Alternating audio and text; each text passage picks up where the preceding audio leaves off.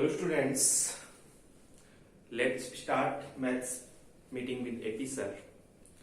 I hope आपने पिछले videos देखे हैं। हमने अब तक एनसीईआरटी की एक्सरसाइज 7 जो है इंटीग्रेशन, उसके 7.1, 7.2 से रिलेटेड क्वेश्चंस और एग्जांपल्स इनको किया है। आई होप आपने भी एक एक क्वेश्चन सोल्व किया होगा। जो भी आपके डाउट्स हो वीडियो देख करके क्लियर हो गए होंगे। आज हम इस टॉपिक को थोड़ा आगे बढ़ाते हैं। हमारे टॉपिक का नाम है इंटीग्रेशन यूजिंग ट्रिग्नोमेट्रिक आइडेंटिटीज, त्रिकोणमितीय सर्वसम्मिकाओं के उपयोग द्वारा समाकलन।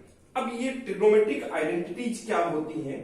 ये वही आइडेंटिटीज हैं जो हम क्लास 11th में ट्रिग्नोमेट्री के चैप्टर में पढ़ते आए। मैं 1 बाय 1 करके ये एग्जांपल नंबर 7 हम सॉल्व करेंगे, लेकिन उससे पहले किस प्रकार से होने को तो फॉर्मूले बहुत सारे होते हैं इंटीग्रेशन के, बट हमें कौन कौन से फॉर्मूले यहां इंटीग्रेशन के टाइम पर यूज करने हैं उनको हम 1 बाय 1 पढ़ेंगे। ओके, तो चलिए शुरू करते हैं। हमारा पहला फॉर्मूला, इंटीग्रेशन जब करेंगे, जब भी कभी आपके सामने साइन स्क्वायर एक्स इंटीग्रेशन में होता है तो यहां आपको क्या लिखना है?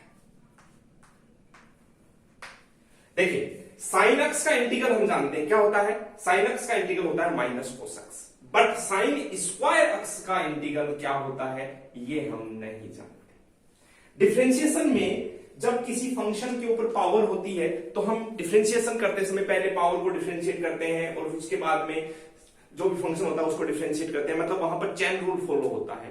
इंटीग्रेशन में चेन रूल फॉलो नहीं होता कि पहले हम इस स्क्वायर का करते हैं उसके बाद में साइन एक्स को इंटीग्रेट करते हैं, ऐसा नहीं है। इसके लिए हम क्या करेंगे, इस साइन स्क्वायर एक्स को चेंज करेंगे। कैसे चेंज करेंगे? हमारे पास में याद कीजिए आप 11th क्लास के अंदर एक फॉर्मूला होता है cos 2x के लिए। cos 2x के लिए दो फॉर्मूले होते हैं, क्या क्या? एक होता है 2 cos square x, 2 cos square x minus 1, और एक होता है 1 minus 2 sine square x. cos 2x, देखो एक तो cos स्क्वायर एक्स और cos 2x दोनों फर्क है। cos स्क्वायर एक्स का मतलब है cos x multiply by cos x, और cos 2x का मतलब है कि जो थीटा है इसमें अक्ष, उसको क्या कर दिया आपने, ट्वाइस कर दिया। अब देखो यहां से अगर नीचे वाले इस रिलेशन से हम फॉर्मूला बनाना चाहें तो क्या फॉर्मूला बनेगा?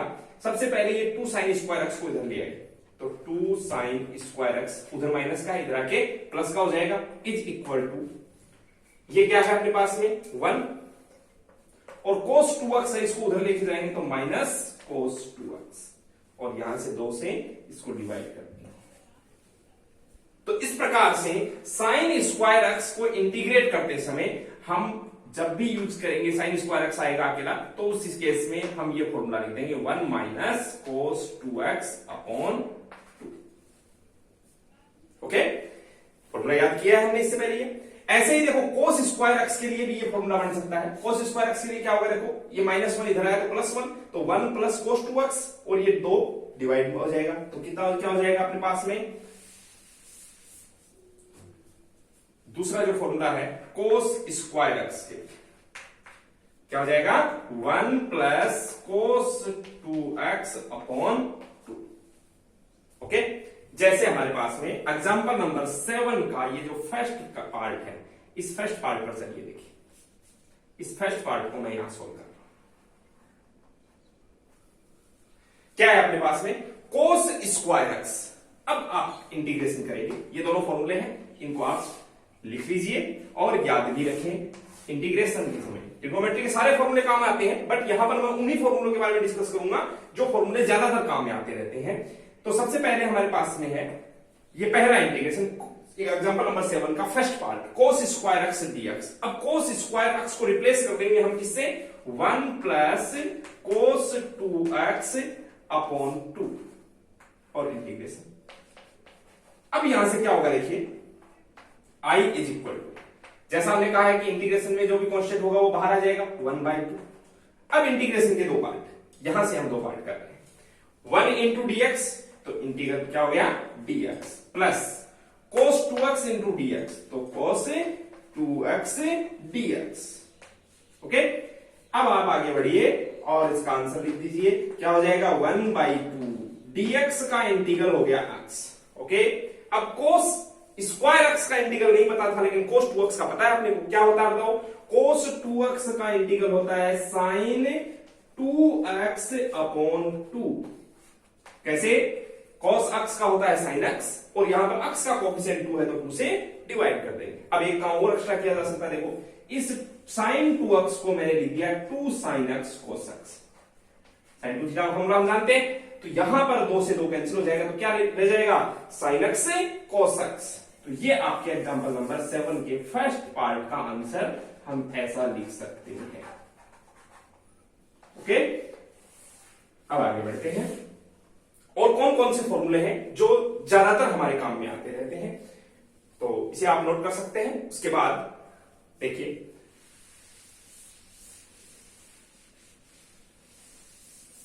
चार फॉर्मूले मैं एक साथ लिख रहा हूं। ये दो फॉर्मूले एक कैटेगरी में याद रख लेंगे, चार फॉर्मूले एक साथ लिख रहा हूं मैं, जो इंटीग्रेशन में हमें यूज करते हैं। देखिए, पहला, जब भी इंटीग्रेशन में 2 sin a cos b,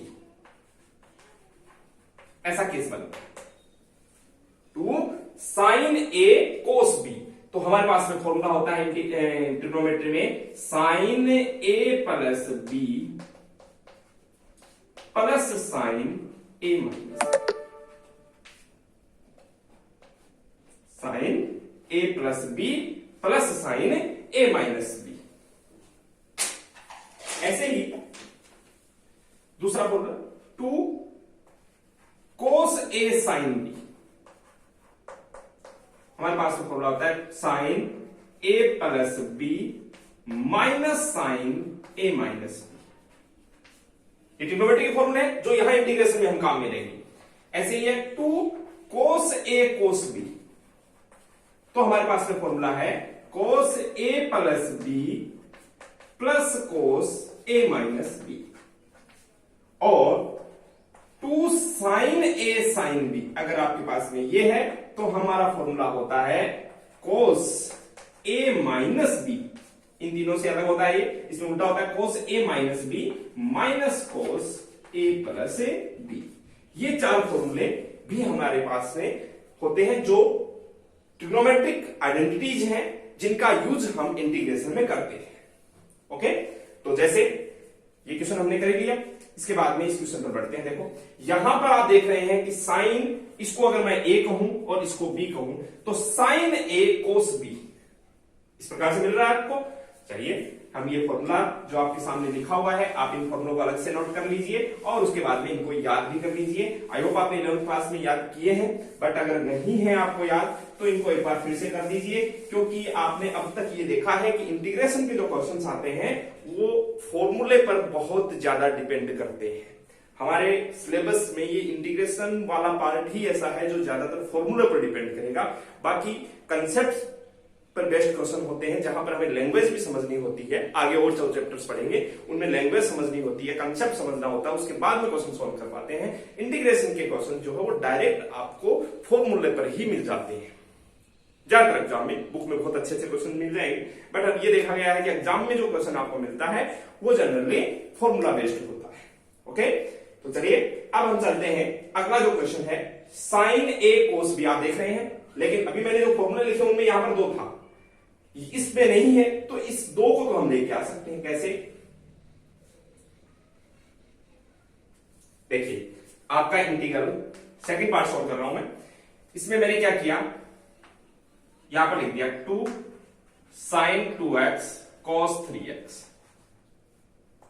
okay, अब ये 2 एक्स्ट्रा लिखा है, इस 2 को बैलेंस करने के लिए मैंने बाहर 1/2 लिख दिया। अब आप देखिए एक चीज और, आप ये sin a cos b भी पढ़ सकते हो। इसको cos को पहले लिख दो, sin को बाद में लिख दो, आप कर सकते हैं ऐसा। मैं आपको ये सजेस्ट करूंगा कि आप यहां देख रहे हैं कि 2x और यहां पर है 3x। अब x को बिना समझे सोचो कि ये 2x और ये 3x मतलब ये बड़ा है, तो बड़े वाले को पहले लिखो। ताकि आप माइनस माइनस जो फॉर्मूले में आता है उस झंझट से बच जाए। तो क्या कर रहा हूं मैं, देखिए इसको पहले लिख देता हूं, इसमें तो कोई फर्क नहीं पड़ता, साइन ए कोस भी भी लिखा हुआ है, चाहे इसको कोस ए साइन भी उल्टा कैसे भी लिखा जा सकता है, कोई दिक्कत नहीं है। दो नंबर मल्टीप्लाई हो रहे हैं तो a इंटू बी लिखो चाहे b इंटू ए लिखो, एक ही बात है। तो ऐसा ही यहां कर रहा हूं मैं, पहले इसको लिख रहा हूं cos 3x और sin 2x। अब देखो अभी मैंने जो फॉर्मूला लिखा था वो क्या था अपना, कि 2 cos a sin b। क्या फॉर्मूला था, 2 cos a sin b, sin a plus b minus sin a minus b। तो ये फॉर्मूला जैसे ही आप अप्लाई करेंगे आपका इंटीग्रल क्या बन जाएगा, 1/2 integration sin a plus b। अब देखो a का काम कौन कर रहा है, 3x, और b का काम 2x, तो sin 3x प्लस 2x क्या हो गया, sin 5x minus sin a minus b, तो 3x माइनस 2x, तो sin x। ओके, अब आप देख रहे हैं कि हमारे पास में ये मिल गया i इज इक्वल टू 1/2। इस इंटीग्रेशन के दो पार्ट कर लेता हूं मैं, sin 5x अलग माइनस sin x dx ये अलग। ओके, अब आप बताइए sin का इंटीग्रल होता है cos x। ओके, लेकिन इसमें x का कोएफिशिएंट 5 है, सॉरी sin का इंटीग्रल होता है माइनस cos x, तो ये हो जाएगा माइनस cos 5x, और x का कोएफिशिएंट 5 है तो 5 से हम डिवाइड कर देंगे। ओके, और यहां पर सिर्फ x है तो इसको माइनस, वो माइनस इस माइनस को क्या बना देगा, प्लस cos x, और प्लस में c लगा देंगे। ये आपके एग्जांपल नंबर 7 के सेकंड पार्ट का आंसर हो गया। ओके, तो देखा आपने कि शुरू में हमने दो फॉर्मूले लिखे, उन दो फॉर्मूलों पर में से एक cos स्क्वायर है, अब ये क्वेश्चन sin स्क्वायर हो सकता है, ये भी अलग अलग टाइप के खूब सारे क्वेश्चन बन सकते हैं। जैसे यहां पर तो sin 2x into cos 3x लिखा हुआ था, हो सकता है sin 2x into cos 3x ने लिख करके sin 3x लिख दे, तब sin a इसका sin a sin b का फॉर्मूला, मतलब 2 से वो पूरे से मल्टीप्लाई तो करना ही पड़ेगा, 2 sin a sin b का फॉर्मूला लग गया। हो सकता है दोनों जगह पर cos हो, ऐसा हो सकता है। आप उन फॉर्मूलों को देख करके इस टाइप के क्वेश्चंस को सॉल्व कर सकते हैं। ये 2x से 3x की जगह 4x 5x या 6x 7x या फिर 5x 7x कुछ भी दे दिया जाए तो हम इन्हीं चार फॉर्मूलों पर बेस्ड इन क्वेश्चंस को सॉल्व कर सकते हैं। ओके, आगे बढ़ते हैं, दो फॉर्मूले और।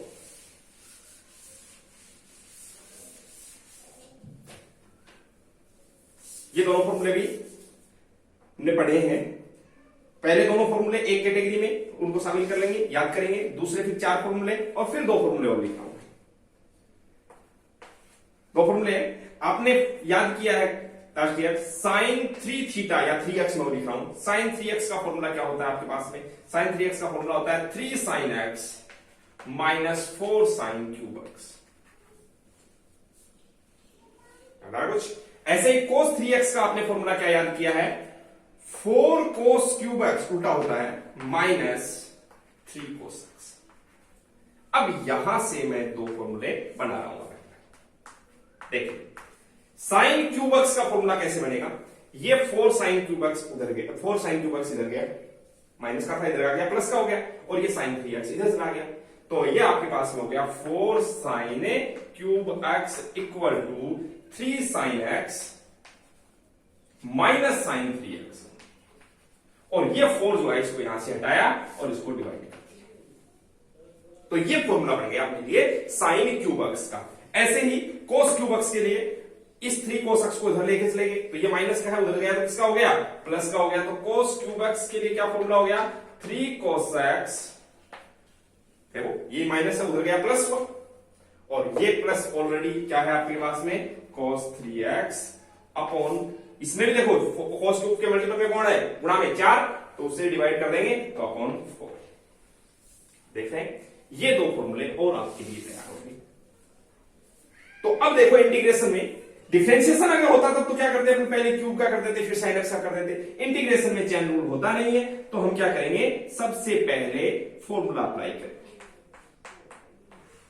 साइन क्यूब एक्स को रिप्लेस करेंगे अपन 3 sine X minus sine 3x upon 4 dx।